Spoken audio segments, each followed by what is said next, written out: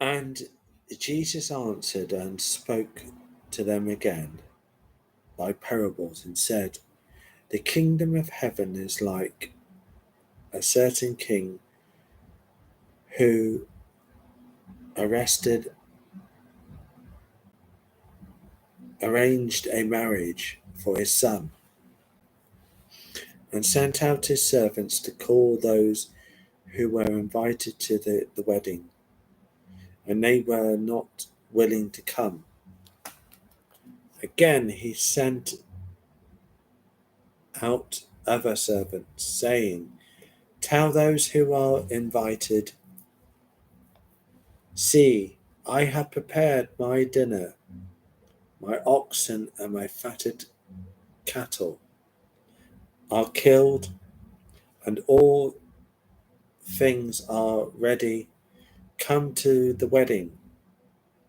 But they made light of it and went their ways, one to his own farm, another to his business. And the rest seized his servants and tortured them spitefully and killed them. But when the king heard about it, he was furious, and he sent out his armies, destroying those murderers, and burnt up the cities. And then he said to his servants, 'The wedding is ready, but those who were invited were not worthy. Therefore go into the highways, and as many as you find invite to the wedding.' So those servants went out into the highways and gathered together all who were found, both bad and good, and the wedding hall was filled with guests. But when the king came in to see the guests, he saw a man there who did not have a wedding garment. So he said to him, 'Friend, how did you come in here without a wedding garment?' And he was speechless. Then the king said to the servants, 'Bind him hand and foot, take him away and cast him into utter darkness. There will be weeping and gnashing of teeth. For many are called, but few are chosen.' Then the Pharisees went and plotted how they might ensnare him in his talk. And they sent to him the disciples with the Herodias, saying, 'Teacher, we know that you are true and teach the way of God in truth, nor do you care about anyone, for you do not regard the person of man. Tell us therefore, what do you think? Is it lawful to pay taxes to Caesar or not?' But Jesus perceived their wickedness and said, 'Why do you test me, you hypocrites? Show me the tax money.' So they brought him a denarius, and he said to them, 'Whose image and inscription is this?'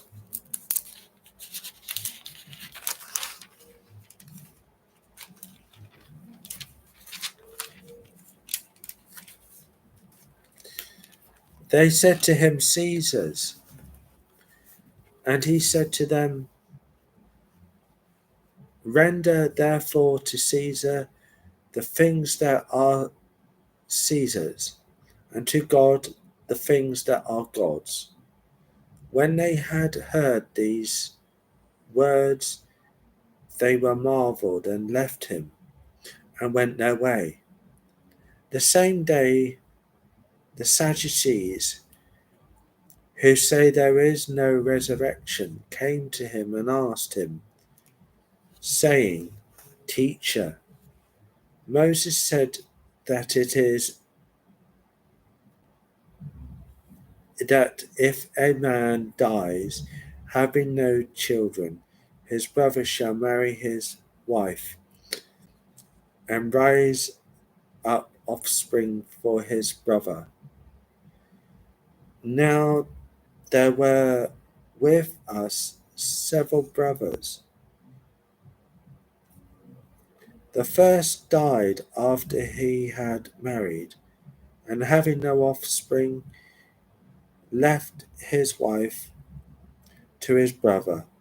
Likewise, the second also, and the third even to the seventh.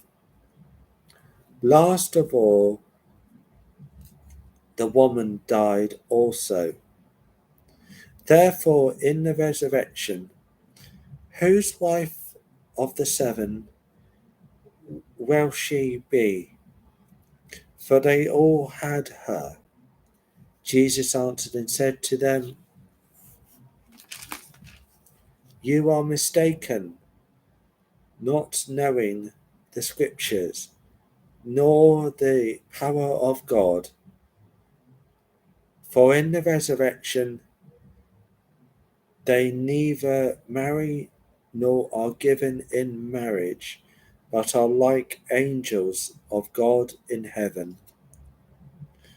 But concerning the resurrection of the dead, have you not read what was spoken to you by God, saying, I am the God of Abraham, the God of Isaac, and the God of Jacob. God is not the God of the dead, but of the living. And when the multitude heard this, they were astonished at his teaching. But when the Pharisees heard that he had silenced the Sadducees, they gathered together. Then one of them, a lawyer, asked him a question, testing him and saying, Teacher, which is the great commandment in the law? Jesus said to him, You shall love the Lord your God with all your heart and with all your soul and with all your mind. This is the first and greatest commandment. And the second is like it. You shall love your neighbor as yourself. And on these two commandments hang all the law and the prophecies. While the Pharisees were gathering together, Jesus asked them, saying, What do you think about the Christ? Whose son is he? They said to him, The son of David.